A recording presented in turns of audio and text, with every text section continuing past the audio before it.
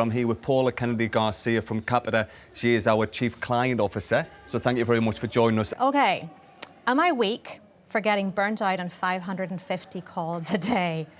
So we get about 18 to 25 seconds in between outbound calls, 7-second wrap up. I'm averaging 550 to 600. Bathroom breaks are taken out of our 2 15-minute breaks. I've never hit burnout at a job so fast. I don't know if there's better options out there. I feel like I'm dying. I'm dying right now just reading that. This is 2025 and I feel like I'm reading something from a workhouse in 1920, a factory line.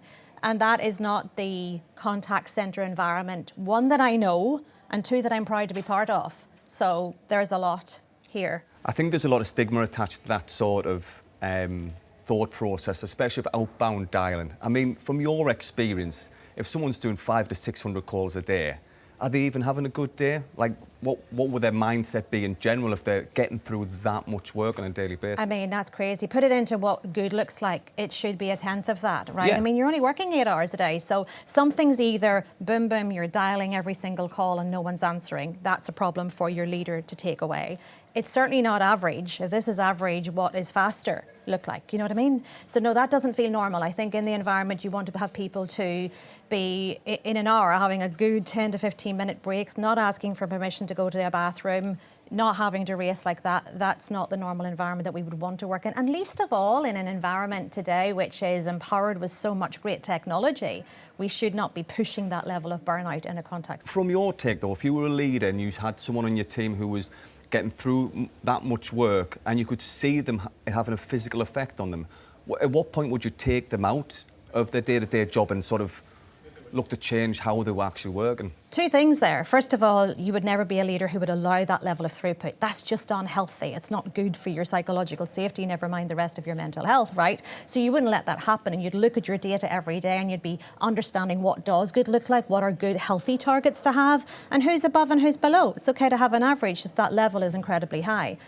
The second part of it, seeing that someone is so terribly affected, and we're only reading that in Reddit when someone has left a role, that's bad, right? As a leader, I should be seeing and feeling how my team are every moment of the day, speaking with them, talking with them, engaging with them.